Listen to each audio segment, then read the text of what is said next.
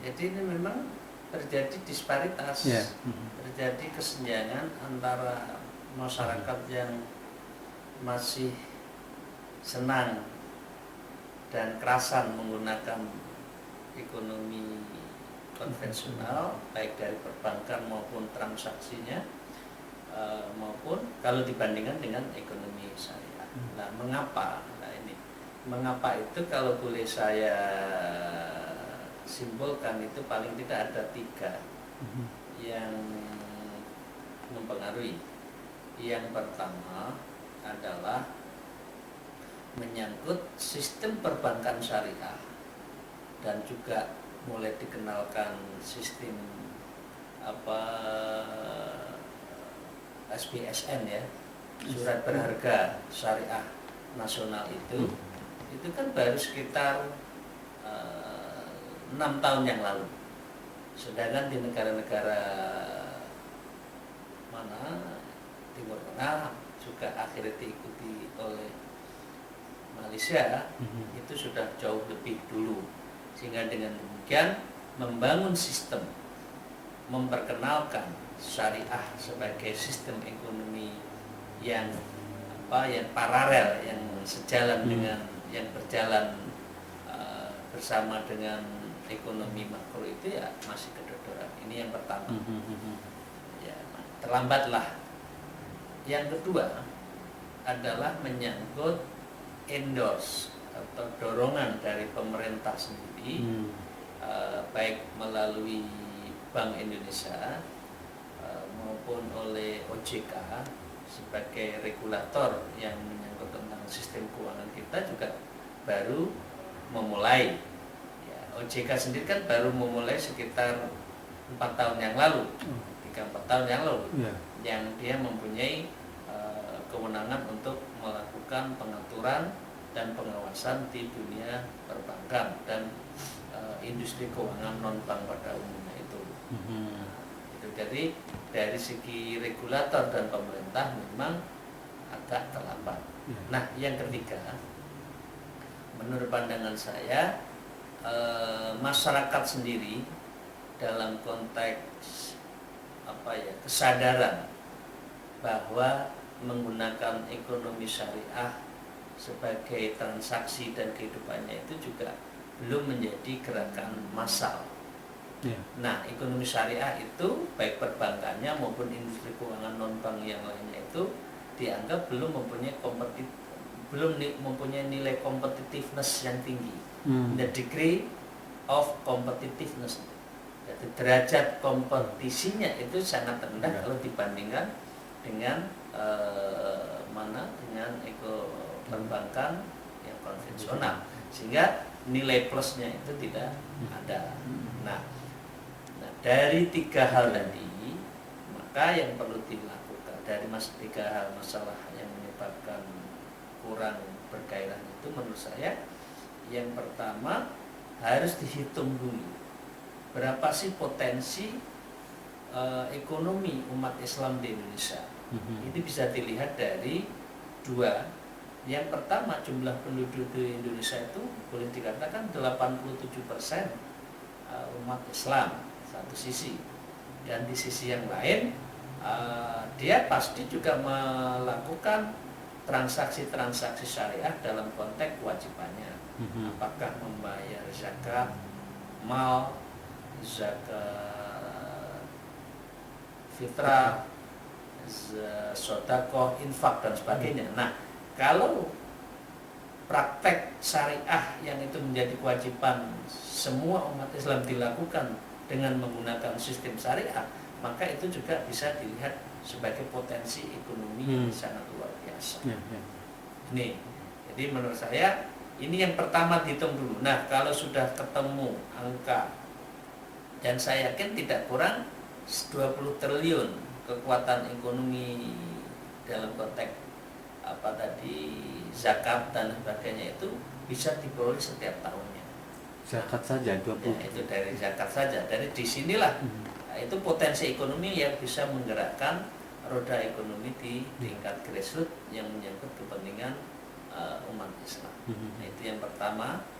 Yang kedua tentu yang harus dilakukan adalah kualitas sumber daya pengelolanya itu. Nah, karena bisnis melalui perbankan dan industri keuangan non-bank itu tidak bisa dilakukan secara serampangan, karena itu kan dia harus bisa mengetahui neraca, harus punya nilai accountingnya harus kuat, dan LRA laporan realisasi anggaran dari sebuah program perusahaan itu kan harus dilakukan. Nah, ini menyangkut sumber daya manusia. Jadi artinya untuk mendukung pengembangan ekonomi syariah di Indonesia masih terkendala dengan beberapa hal yang tadi, sehingga situasi yang saat ini memang seharusnya misalnya menjadi target, misalnya taruh cita-cita menjadi islamisasi ekonomi Indonesia, apakah bisa dilakukan atau memang itu tidak perlu sebenarnya? Menurut saya islamisasi ekonomi tidak perlu. Ya, karena dua hal. Yang pertama, itu berbeda Pak ya? Berbeda ya? Kita bukan islamisasi ekonomi. Ya, karena pertama Indonesia bukan negara agama kan, sehingga kemudian tidak harus ada pemaksaan umat Islam itu harus menggunakan sistem agama, termasuk sistem ekonominya. Ini kan harus ada pilihan. Jadi kalau sudah ada pilihan, competitiveness-nya tinggi, orang otomatis berpindah dari sistem konvensional ke sistem syariah itu bukan karena paksaan, tapi karena ada nilai lebih ketika harus berpindah ke ekonomi syariah. Misalkan tidak ada gharar, tidak ada mesir, ya, tidak ada undian, tidak ada riba, ya. Itu yang terpenting, sehingga orang itu secure, aman menggunakan sistem dan transaksi ekonomi yang syariah. Kemudian yang kedua, tugas negara hanya membuat instrumen. Orang mau syariah silakan, orang mau ke konvensional silakan. Nah, dan itu pemerintah sudah relatif memiliki regulasi pengaturan yang menyangkut ekonomi syariah. Undang-undangnya sudah ada, undang-undang zakat juga, undang-undang perbankan syariah sudah, undang-undang zakat sudah, undang-undang wakaf sudah, undang-undang surat berharga syariah nasional sudah. Jadi kan cukup. Nah, tinggal ini kan mensosialisir masyarakat untuk shifting, bergeser dari ekonomi konvensional ke ekonomi syariah. Tapi nggak boleh ada paksaan di dalam negara Indonesia.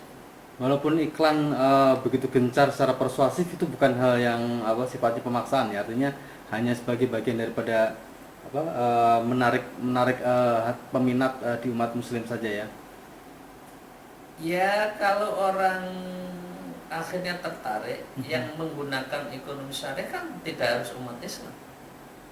Nah, artinya kalau iklan itu dilakukan oleh perusahaan-perusahaan yang berbasis syariah dan juga oleh OJK sebagai regulator dan pengawas perbankan dan industri keuangan non-bank itu bukan berarti pemaksaan, tapi itu wajar di dalam sebuah industri, apalagi industri perbankan, diperkenalkan melalui sosialisasi dan iklan.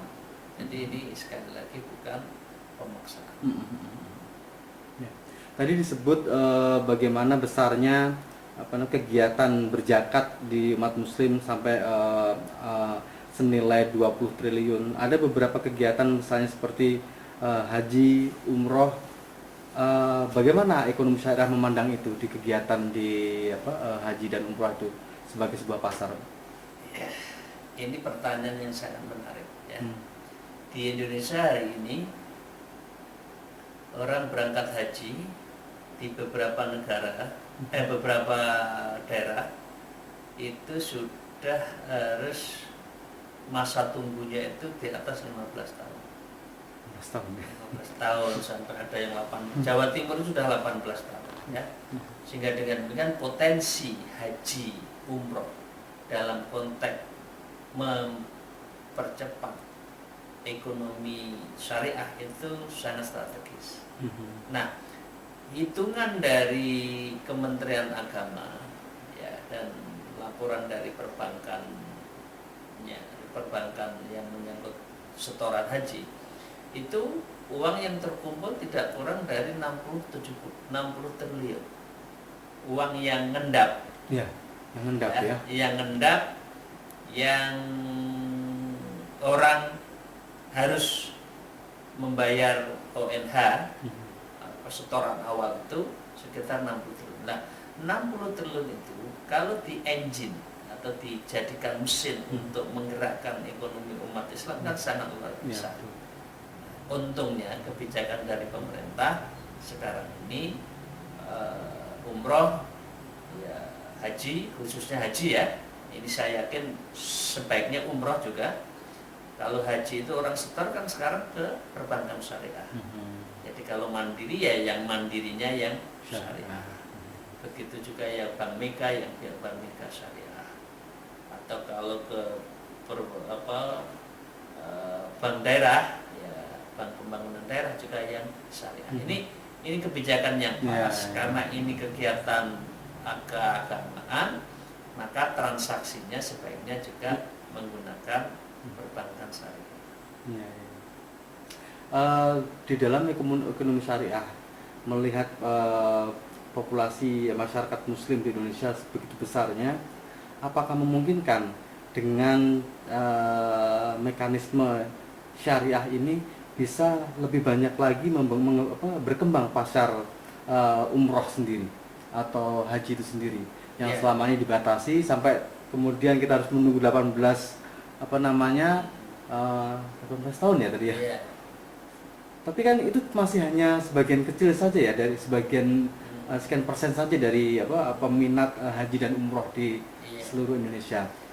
Karena itulah sekarang orang umroh tidak monopoli kelas menengah atas di kota-kota saja, tapi umroh sudah menjadi kebutuhan ya masyarakat pada umumnya yang ada di pedesaan, karena satu menyangkut tingkat ekonominya sudah mulai membaik di masyarakat, yang kedua tingkat usia, katakan usia 60 harus menunggu 18 tahun, berarti kan sekitar 78 tahun.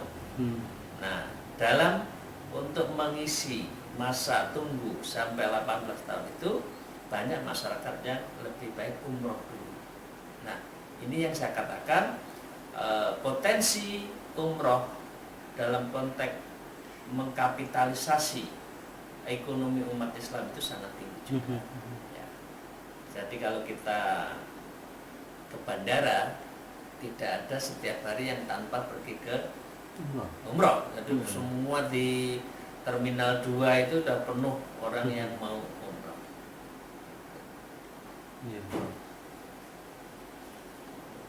Terus.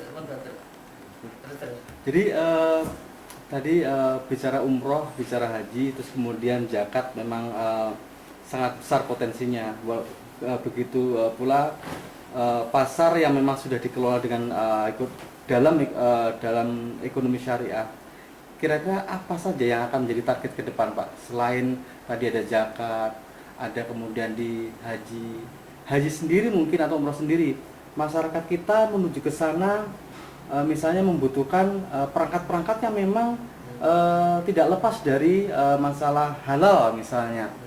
Misalnya kita berangkat ke sana disuntik dengan obat yang memang selama ini belum ada kajian ini standar halal misalnya dalam dunia farmasi misalnya.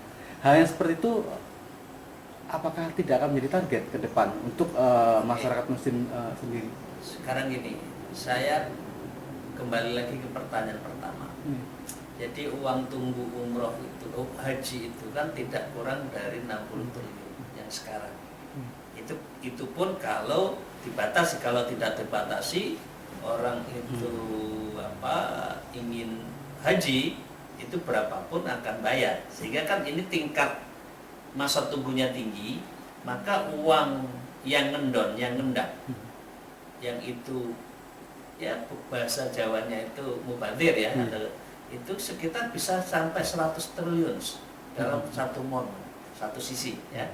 Di sisi yang lain ya potensi zakat infak tadi yang dikelola dengan syariah itu setiap tahun bisa jadi di angka 20 triliun. Jadi katakan plus minus antara ekonomi haji, umroh plus zakat infak 100 triliun setiap tahun. Nah, itu satu kekuatan ekonomi yang sangat luar biasa. Nah, untuk apa? Nah, ini yang di dalam undang-undang haji disebutkan bahwa uang atas pengelolaan haji itu bisa digunakan secara syar'i dalam konteks efisiensi. Jadi boleh dialokasikan untuk bisnis. Nah, ini yang fund manager, yang pengelola keuangan haji itu yang belum mampu menggunakan dana itu untuk kepentingan umat. Artinya, nah itulah yang nanti menurut saya salah satunya segera dibuat bank haji, tabung haji seperti yang ada di Malaysia. Sehingga dengan efisiensi dari pengelolaan itu bisa mensubsidi terhadap masyarakat yang haji pada 15-20 tahun yang berikutnya, sehingga bayarnya itu tidak harus di angka 32-33 juta. Barangkali dengan kemampuan fund manager yang bisa mengelola keuangan itu bisa hanya sekitar 20 juta. Ya kekurangannya apa? Dari biaya operasional diambil dari pengelolaan dana yang begitu luar biasa besarnya tadi. Nah, salah satunya adalah memperkuat laboratorium yang menyangkut suntik meningitis, suntik apa saja, itu yang labnya itu harus dalam lab kita sendiri, lab yang dijamin kehalalannya, kan gitu loh. Betul. Ya. Jadi artinya memang harus ada kebijakan yang memang mengatur itu, yang barangkali mengadopsi misalnya perkembangan baru mengenai BPJS Pak, yang dulu dari asuransi kemudian menjadi asuransi berskala nasional, dibuatlah body sendiri, badan tersendiri BPJS itu. Apakah memang akan muncul alur yang seperti itulah, dibentuk badan sendiri untuk pengelola investasi untuk pembiayaan haji di masa mendatang tadi supaya lebih efisien? Jadi gini, kalau di dalam sistem pengelolaan keuangan negara ada yang disebut dengan BLU, Badan Layanan Umum, dan itu diperbolehkan dalam mekanisme pengelolaan keuangan sistem keuangan negara. Jadi pengelolaan keuangan dari proses haji dan umroh keluarkan dari sistem APBN, ya, dikelola oleh badan khusus yang terlepas dari Kementerian Agama, ya, sehingga dia bisa mengelola tadi, ya, misalkan menginvestasikan dana 100 triliun tadi untuk investasi di bidang syariah, toh itu ada returnnya, ada keuntungan yang akan diambil, dan itu bisa mensubsidi calon jamaah haji berikutnya yang dimodali oleh jamaah haji sebelumnya. Nah itu, jadi dengan demikian menurut pandangan saya memang segera harus dibuat BLU, Badan Layanan Umum, yang mengelola terhadap keuangan haji itu. Sehingga dengan demikian saya setuju kalau BLU itu tidak dalam bentuk dirjen di lingkungan Kementerian Haji, dia harus di luar, ya, karena memang ini khusus. Ya, kalaupun Kementerian Agama masih dalam konteks terlibat di dalam haji, lebih pada pelayanan dan pembinaan amaliyah dan ubudiyah hajinya, bukan manajemen bisnis di dalamnya, bisnis dan lain sebagainya. Tapi arah ke sana sudah Pak ya, misalnya di DPR sudah didorong atau memang pemikiran sudah ada ya, pemikiran sudah ada, sehingga tinggal pemerintah mau nggak mengeluarkan dirjen haji dari Kementerian Agama menjadi badan haji, dari Kementerian Agama menjadi Badan Layanan Umum. Dan Badan Layanan Umum itu karena bisa, mengapa? Karena ini bukan uang APBN, ini kan uangnya masyarakat. Iya, betul. Kalau Kementerian Agama kan dibiayai oleh APBN. Nah, sehingga ini sangat tepat dan diperbolehkan. Satu. Potensi yang berikutnya dalam konteks haji itu juga ada yang disebut dengan insurannya, asuransi. Lah, asuransi jamaah haji sebaiknya juga dikelola secara syar'i, gitu lah. Jadi kalau tidak ada pengurangan kuota haji kita itu kan sekitar 220 atau 250 ribu jamaah. Sekarang kan tinggal 168 seperti dikurangi ini karena ada pembangunan di sana. Itu berapa premi yang harus diperoleh dalam proses haji dan umroh. Jadi pendek kata, potensi ekonomi syariah di Indonesia itu sangat besar. Tinggal kemampuan dan kemauan. Ya, kemauan itu berarti regulasi, kemampuan itu berarti SDM. Jadi umat Islam harus siap untuk mempersiapkan sebagai pengelola keuangan dari ekonomi syariah yang ada.